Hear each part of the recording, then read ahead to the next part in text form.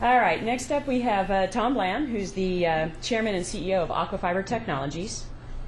Tom's background includes more than 33 years of executive management, finance, and economic experience. Mr. Bland has held executive positions at Martin Marietta, Coleman Research, International Analytic Corporation, and Elenco International. Mr. Bland also served as a management consultant to a number of domestic and international firms with a specific focus on management and financial affairs of those companies. Mr. Bland's entrepreneurial career began in 1994 when he founded TenderCare Assisted Living Services, where he still serves on the board today. In addition to his role as CEO of Aquafiber, Mr. Bland is a UCF alumni and serves on the College of Business's Dean's Executive Council and was inducted into UCF's College of Business Hall of Fame in 2004.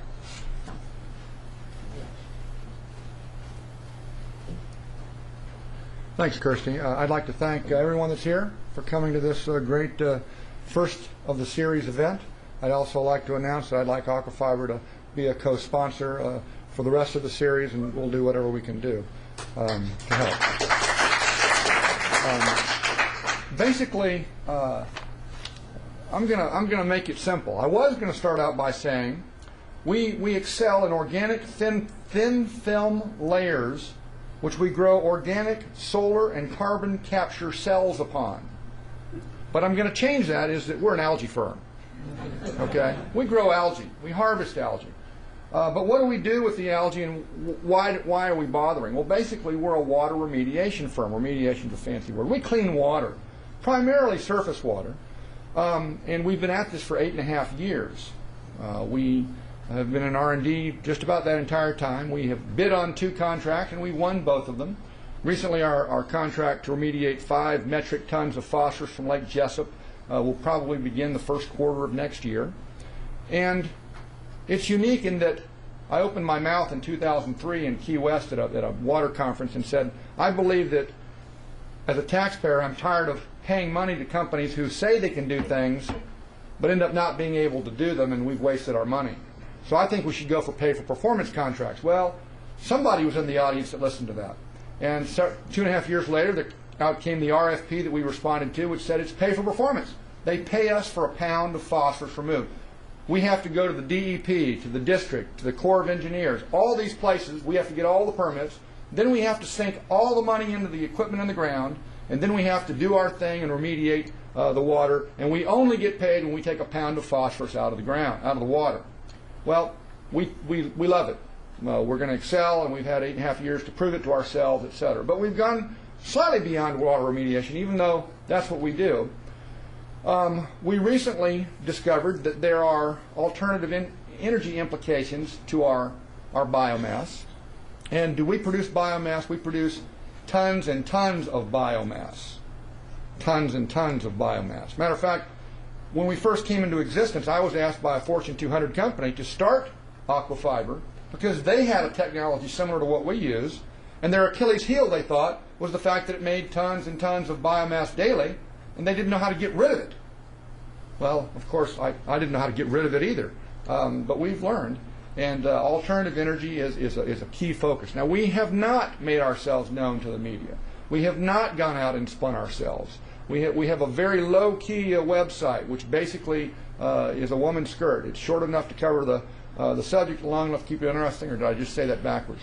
But as you can see, I've got a board of directors which includes some very, very distinguished members of the community, to include Dr. Juana Lister right there, to include M.J. Swallow, who is UCF's head of research and commercialization, Tom Keon, who is the dean of College of Business, also includes Dick Nunes, who is the former chair of trustees, and Tom Yoakum, who is the current vice chair of trustees. And I have a number of others, Bill Habermeyer, who is the former CEO of Progress Energy, and a number of other board members, as well as 150 shareholders. We've raised about $15 million in the last few years, all on the QT, nothing venture capital, et cetera, et cetera.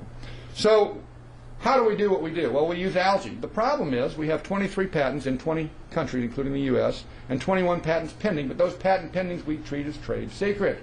Of course, when you're treating something as trade secret, it's hard to tell people what you're doing. So when Kirsty asked me to speak today, I said, well, what kind of a tap dance am I going to do? Well, let me tell you what we can do. On Lake Apopka, where we have a facility right now, The district, St. John's District, which is a wonderful, august, without the St. John's District, we would have extreme problems with our water right now.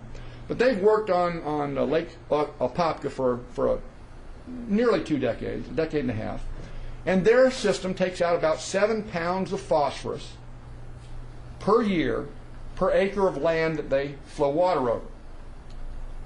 We've gone through many iterations, but our latest technology, flowing about the same amount of water that they flow over their 600 to 700 acres, we can take out about 53,000 pounds of phosphorus on 1 acre.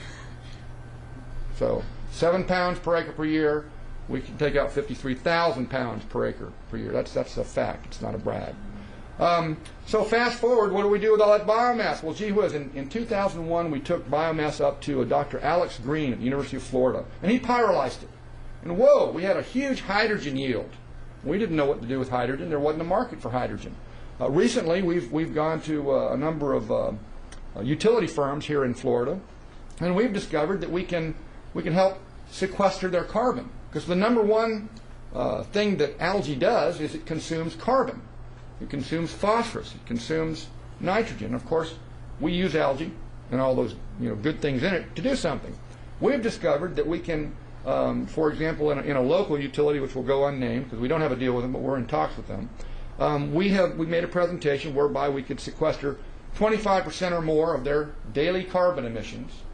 We could then provide them with more than 20% of their daily energy requirements with our alternative energy source, which is our biomass, through gasification and other situations.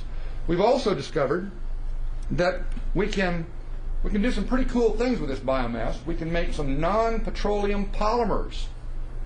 And that turns out to be, I didn't understand the significance of that when I first learned we could do that, but it turns out to be huge. We also take pharmaceuticals out of water. Pharmaceuticals are turning out to be a big problem in water. And it's going to be worse and worse, and especially in marine environments. By the way, our system works good in freshwater, better in brackish water, and the best in marine environments, because algae grows, it proliferates better in marine environments. We've also discovered that our process can remove chlorides from water. Now, I didn't realize what that meant until my scientist told me, but basically, let's make it simple, in the brackish water, if we can remove 90% of the chlorides in a very economical and very land-efficient methodology, that enables lower cost and lower energy requirement reverse osmosis membranes to work more effectively and have a longer life. So we've been talking with another power company about a nuclear effort they want to do, and they want to be able to get less expensive waters. Now, we've set our company up to be able to use huge amounts of water in land-efficient areas. For example, soon you'll be hearing about us in the first quarter of next year, and you may not be hearing about us, but you might, that we have a 10 billion gallon per day plan to work on a lake nearby in the state of Florida to remediate phosphorus, nitrogen, and carbon. And we can make quite a bit of power from that. At a local utility, we're talking about a plan that would remediate about 5 billion gallons a day, where we would use water to help remediate carbon, grow algae, and then harvest the algae on a daily basis. So my time is up. I greatly thank you, and we look forward to hearing from Dr. Monolithic.